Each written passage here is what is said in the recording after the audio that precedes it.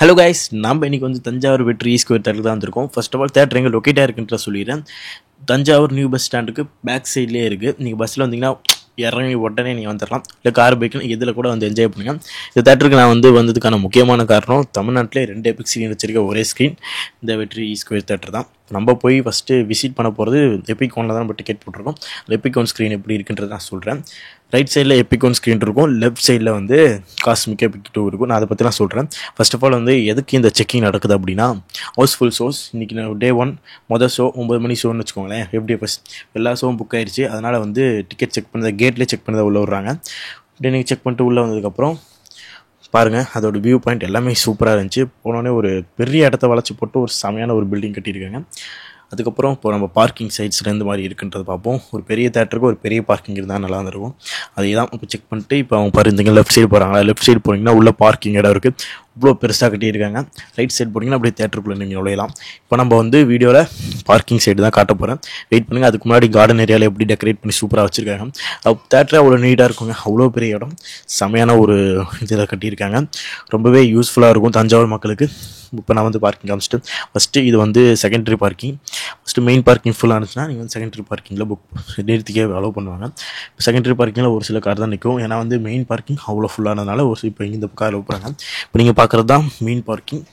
அங்கே ஃபுல்லாகிடுச்சு அப்படின்னா secondary parking வந்து இந்த சைடு நம்மளும் காமிச்சலாது. இது பாக்ஸ் ஆஃபீஸ் இடம். இதான் நீங்கள் டிக்கெட் புக் பண்ணிட்டு வரோம்.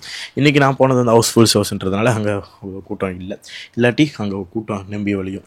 அதுக்கப்புறம் எபிக் ஸ்க்ரீன் தான் நுழைவு. உள்ளே போகும்போது ஒரு செக்கிங் இருக்கும், வெளியே கேட்டில் ஒரு செக்கிங், அப்புறம் இங்கே ஒரு செக்கிங், அப்புறம் ஸ்க்ரீனுக்குள்ளே போகும்போது ஒரு செக்கிங். இந்த மாதிரி செக்கிங்லேயே நம்ம போயிட்டே இருக்க வேண்டியது தான். ஓகேங்களா? வெற்றி ஸ்கொயர் தேட்டர். இதில் நீங்கள் ஃபோட்டோ எடுத்துக்கலாம். உங்களுக்கு விருப்பம் இருந்தால் ஃபோட்டோ எடுத்துக்கலாம். இல்லை நான் நான் படம் பார்க்க வந்தேன் அப்படின்னா போயிருங்க படம். ஓகே, தேட்டருக்கு வந்ததுக்கப்புறம் அதோட ஆம்பியன்ஸில் பார்த்துட்டு நீங்கள் மேன்ட்ரு போயிருப்பீங்க. அவ்வளோ சூப்பராக வந்து எல்லாமே பண்ணியிருந்தாங்க. செமையாக இருந்துச்சு. நான் தேட்டரோட ஆம்பியன்ஸ் மட்டும் இல்லைங்க, screen quality, sound quality, seats எல்லாமே அவ்வளோ கம்ஃபர்டபுளாக நீங்கள் வந்து படம் பார்க்குறதுக்கு ஒரு ஒர்த்தபுளான ஒரு தேட்டராக இந்த தேட்டர் 100% இருக்கும். நீங்கள் ஒரு தடவை தேட்டர் விசிட் பண்ணி பார்த்தீங்கன்னா நீங்களே திரும்ப திரும்ப இந்த தேட்டருக்கு வரணும்னு யோசிப்பீங்க. அந்த மாதிரியான ஒரு தேட்டர் தான் வெற்றி ஸ்கொயர் தேட்டர். ஓகே, இப்போ வந்து நம்ம இந்த வீடியோவில் எபிக் ஒன் ஸ்க்ரீன் எந்த மாதிரிலாம் இருக்குன்னு தான் பார்க்க போகிறோம். பட் எபிக் 2வும் காஸ்மிக்கும் ஒரு தனி வைப் தான். அதோட என்ட்ரி நீங்கள் பாருங்கள், செம்மையாக இருக்கும். என்ட்ரியே வந்து ரெண்டுத்துக்கும் சிமிலரான ஒரு என்ட்ரி தான் இருக்கும்.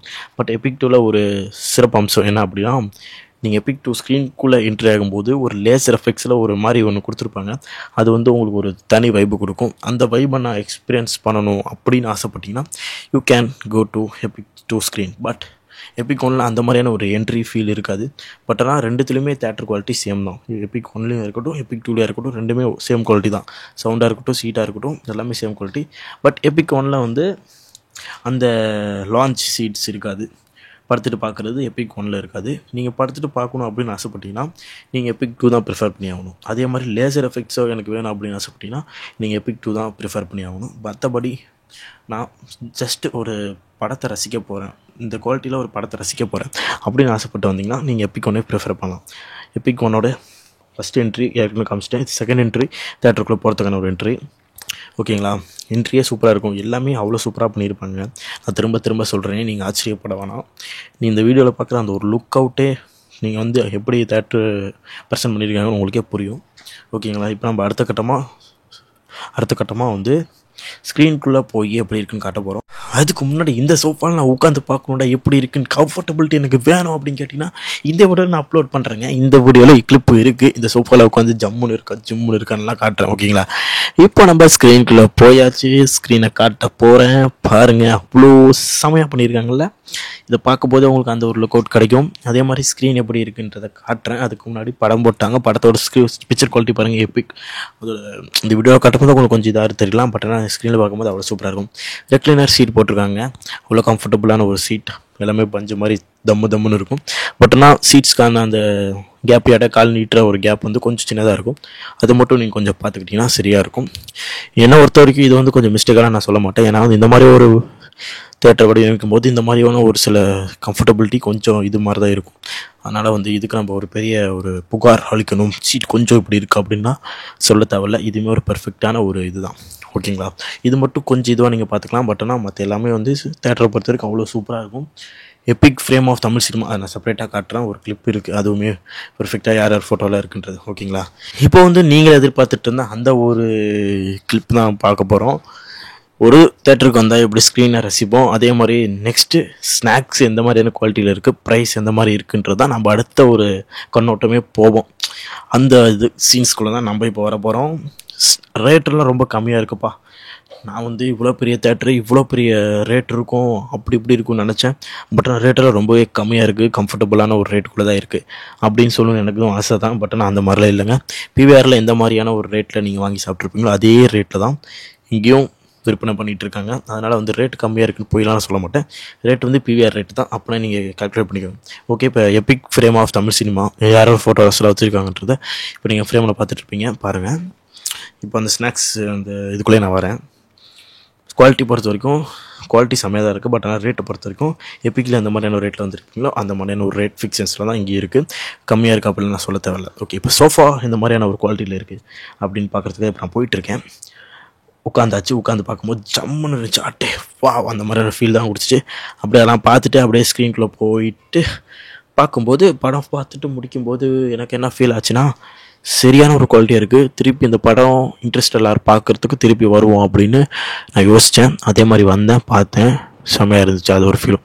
ஓகே, இப்போ வந்து பாத்ரூம் எப்படி இருக்குது? ஒரு தேட்டருக்கு முக்கியமான ஒன்று ஒரு ஸ்க்ரீனு, அதுக்கப்புறம் ஸ்நாக்ஸு, அதுக்கப்புறம் பாத்ரூம். அந்த பாத்ரூம் எந்த மாதிரியான ஒரு இதில் இருக்குதுன்னு பார்க்கலாம். பாருங்கள், பாத்ரூம் பொறுத்த வரைக்கும் ஒரு சிமிலரான ஒரு பாத்ரூம்ஸ் தான். ரொம்ப ஒரு கிராண்டான ஒரு கிராண்டியரில் வைக்கல, ஒரு சிமிலரான ஒரு பாத்ரூம் தான் வச்சுருக்காங்க. நீட்டாக இருந்துச்சு எல்லாமே. பட் ஆனால் நீங்கள் ஒரு குவாலிட்டி வைஸ் பார்த்தீங்கன்னா கொஞ்சம் நீட்டாக இல்லை, பக்கா இவ்வளோ இருந்தால் போதும்ப்பா, அதுக்கு எதுக்குப்பா இவ்வளோ பில்டப் அப்படின்ற மாதிரி வச்சுருக்காங்கன்னு தான் நினைக்கிறேன். Okay, Epic frame of Tamil cinema அதோட குவாலிட்டி, என்ட்ரி குவாலிட்டி எல்லாமே எபிக் ஒன் ஸ்க்ரீன் பொறுத்த வரைக்கும் பர்ஃபெக்டாக இருந்துச்சு. இப்போ நீங்கள் பார்க்குறீங்களா, இந்த ஒரு குவாலிட்டி ஃபீல்ஸ் தான் எபிக் 2 காஸ்மிக்லேயும் இருக்கும். நான் வந்து எபிக் 2 வந்து இன்ட்ரெஸ்டெல்லாம் படம் பார்க்க எபிக் 2 போயிருந்தேன். இந்த வீடியோ நீங்கள் பார்த்துட்டு இருக்கிறது விடாமுயற்சி பார்க்குறதுக்கு அந்த வீடியோ. எபிக் 2 காஸ்மிக் அந்த வீடியோ செப்பரேட்டாக வருது. நான் இன்ட்ரெஸ்டெல்லாம் பார்த்து அந்த ஒரு வீடியோ நான் போடுறேன், கூடிய விரைவில் வரும். அதனால் வந்து வெயிட் பண்ணிட்டுருங்க. ஓகே guys, நம்ம ஆல்மோஸ்ட் தஞ்சாவூர் வெற்றி ஸ்கொயர் தேட்டர் எப்படி இருக்குன்றது இன்ச்சு பை இன்ச்சாக நான் சொல்லிட்டேன். கூடிய சீக்கிரமாகவே உங்களுக்காக எபிக் 2 மற்றும் காஸ்மிக்கோட எக்ஸ்பீரியன்ஸ் எப்படி இருக்குன்றதோட நான் உங்களை சந்திக்கிறேன். ஓகே guys, நீங்கள் யாராச்சும் எபிக்கில் போய் எக்ஸ்பீரியன்ஸ் பண்ணியிருந்தீங்கன்னா மறக்காம கமெண்ட்ஸில் கமெண்ட் பண்ணுங்க. ஓகே guys, தேங்க்ஸ் ஃபார் வாட்சிங் திஸ் வீடியோ.